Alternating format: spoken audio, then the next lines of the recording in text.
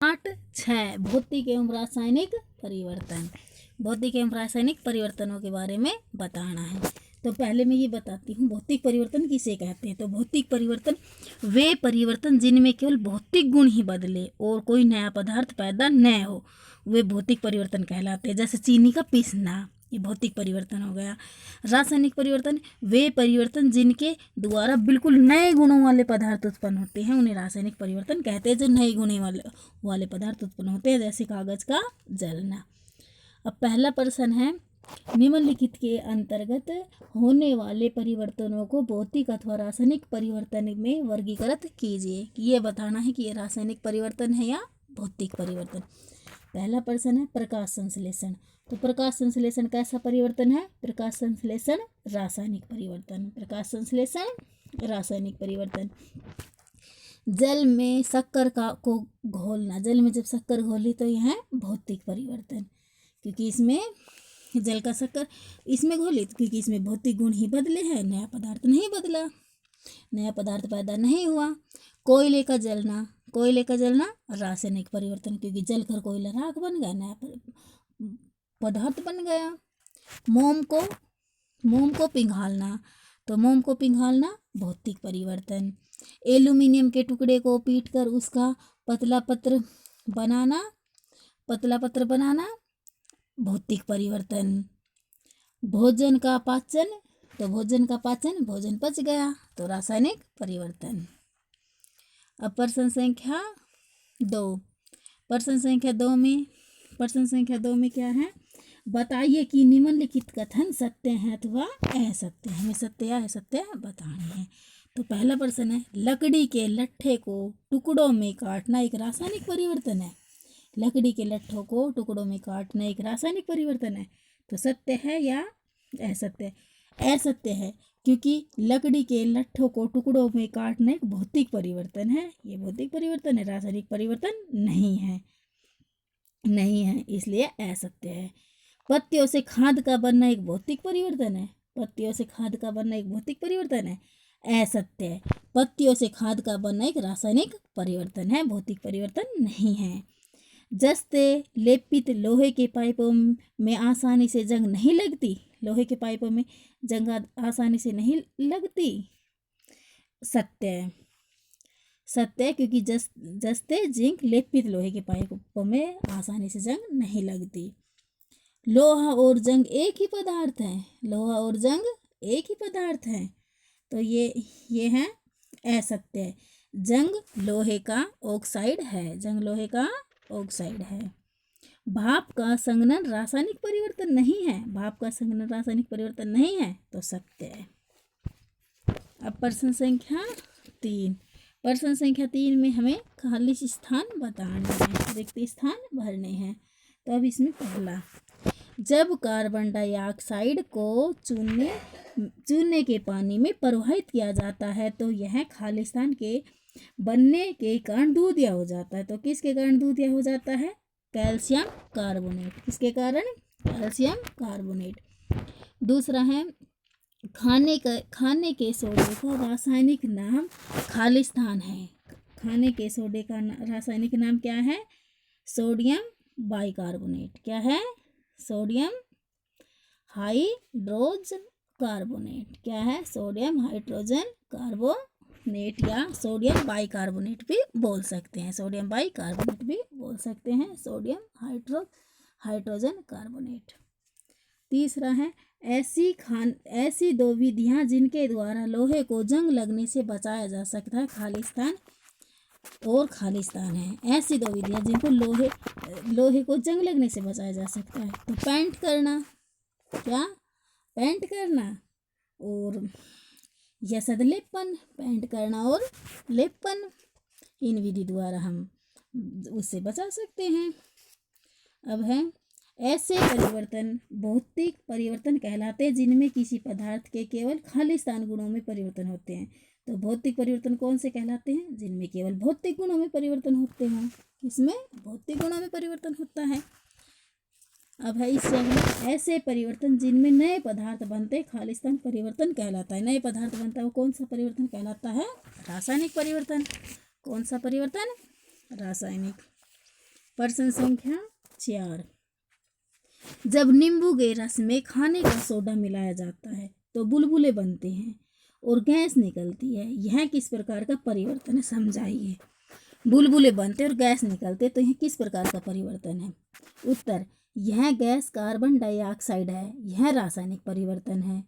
नींबू के रस में मौजूद सिट्रिक अम्ल सोडियम हाइड्रोजन कार्बोनेट से मिलता है, तब कार्बन डाइऑक्साइड उत्पन्न होती है। यह एक रासायनिक परिवर्तन का उदाहरण है। जब खाने का सोडा नींबू के रस में मिलाया जाता है तो कार्बन डाइऑक्साइड पैदा होती है, जब बुलबुलों के रूप में बाहर आती है। यह एक रासायनिक परिवर्तन का उदाहरण है। अब प्रश्न संख्या 5। जब कोई मोमबत्ती जलती है तो भौतिक और रासायनिक परिवर्तन होते हैं। इन परिवर्तनों की पहचान कीजिए। ऐसे ही किसी ज्ञात प्रक्रम का एक उदाहरण भी दीजिए जिसमें भौतिक और रासायनिक दोनों परिवर्तन होते हैं। तो जब मोमबत्ती जलती है तो उसमें भौतिक और रासायनिक दोनों परिवर्तन होते हैं, और ऐसे ही हमें भी बताना है कि किसमें होता है। तो मोम का पिघलना भौतिक परिवर्तन और मोम का ज्वलन रासायनिक परिवर्तन है। खाद्य पदार्थ का सेवन, यह भी ऐसा उदाहरण है जिसमें भौतिक और रासायनिक परिवर्तन होते हैं। बड़े टुकड़ों का छोटे टुकड़ों में टूटना भौतिक परिवर्तन, खाद्य पदार्थ का पाचन रासायनिक परिवर्तन।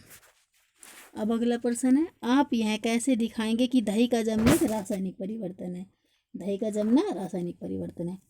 जमी हुई दही से दूध प्राप्त नहीं किया जा सकता। दूध और दही के गुण अलग हैं और यह गुण रासायनिक परिवर्तन दर्शाते हैं, इसलिए दही का जमना एक रासायनिक परिवर्तन है। दही का जमना एक रासायनिक परिवर्तन है। प्रश्न संख्या 7। समझाइए कि लकड़ी के जलने और उसे छोटे टुकड़ों में काटने को दो विभिन्न प्रकार के परिवर्तन क्यों माना जाता है? क्यों माना जाता है लकड़ी के टुकड़े को काटना और उसका ज्वलन दो विभिन्न प्रकार के परिवर्तन?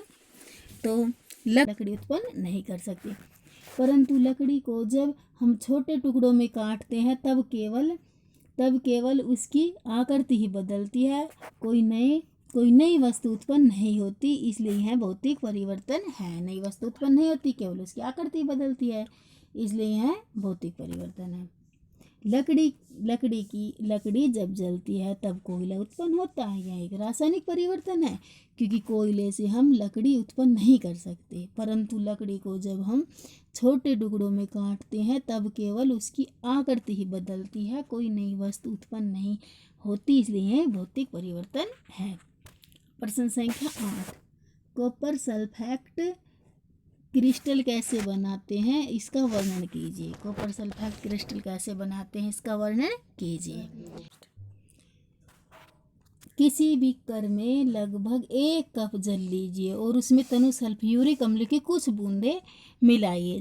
जल को गर्म कीजिए। जब जल उबलना आरंभ कर दे तो इसमें धीरे धीरे कॉपर सल्फेट का चूर्ण निरंतर चलाते हुए मिलाएं। कॉपर सल्फेट का चूर्ण मिलाना तब तक जारी रखें जब तक कि उसमें और कॉपर सल्फेट घोलना संभव न हो। विलयन का फिल्टर पेपर की सहायता से छान लीजिए। इसे ठंडा होने दीजिए। तब विलयन ठंडा हो रहा हो तो उसे छेदें, कुछ हिला डुलाकर या अन्य किसी प्रकार न छोड़ें। कुछ समय बाद विलयन को देखेंगे कि कॉपर सल्फेट के क्रिस्टल दिखाई देंगे। कॉपर सल्फेट के क्रिस्टल कैसे बनते हैं, इसका वर्णन कीजिए। तो इसका वर्णन कैसे करेंगे? एक बीकर में जल लिया, उसमें कुछ बूंदे तनु सल्फ्यूरिक अम्ल की डाली। अब जल को गर्म करा। जब यह उबलना शुरू हुआ तो इसमें कॉपर सल्फेट का पाउडर डालकर और लगातार विलयन को हिलाते रहे। पाउडर तब तक डालते रहे जब तक पाउडर का घुलना संभव न हो। विलयन को छान लिया और ठंडा होने दिया। बीकर की तली में कॉपर सल्फेट के क्रिस्टल बन जाएंगे। प्रश्न संख्या 9। समझाइए कि लोहे के गेट को पेंट करने से उसका जंग लगने से बचाव किस कारण से होता है? किस कारण से होता है जंग लगने से बचाव? पेंट की परत लोहे की वस्तुओं पर मौजूद हो तो हम उन्हें ऑक्सीजन और जल अथवा दोनों के सीधे संपर्क से बचाकर जंग की रोकथाम कर सकते हैं। प्रश्न संख्या 10, समझाइए कि रेगिस्तानी क्षेत्रों की अपेक्षा समुद्र तटीय क्षेत्रों में लोहे की वस्तुओं में जंग अधिक क्यों लगती है। समुद्र तटीयों में जंग अधिक क्यों लगती है। लोहे में जंग ऑक्सीजन अथवा नमी की मौजूदगी में लगता है, क्योंकि समुद्र तटीय क्षेत्रों में नमी की मात्रा बहुत ज़्यादा होती है। समुद्र तटीय क्षेत्रों में नमी की मात्रा बहुत ज़्यादा होती है, इसलिए यहाँ लोहे की वस्तुओं में जंग अधिक लगती है। रेगिस्तानी क्षेत्रों में नमी बहुत कम पाई जाती है, इसलिए वहाँ कम लगती है। प्रश्न संख्या 11, हम रसोई में जिस गैस का उपयोग करते हैं वह द्रवित पेट्रोलियम गैस एलपीजी या कहलाती है। सिलेंडर में एलपीजी द्रव के रूप में होती है। सिलेंडर से बाहर आते ही यह गैस में परिवर्तित हो जाती है, फिर यह गैस जलती है।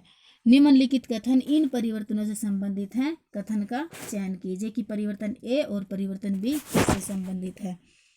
तो प्रक्रम बी एक रासायनिक परिवर्तन है। बी रासायनिक परिवर्तन है। अगला है अवायवीय जीवाणु जैविक अपशिष्ट पदार्थों को बचाकर जैव गैस बायोगैस बनाते हैं। परिवर्तन ए फिर जैव गैस ईंधन के रूप में जलाई जाती है। परिवर्तन बी निम्नलिखित कथन इन परिवर्तनों से संबंधित है। सही कथन चुनिए। तो प्रक्रम ए और बी दोनों ही रासायनिक परिवर्तन हैं। ए और बी दोनों ही रासायनिक परिवर्तन हैं।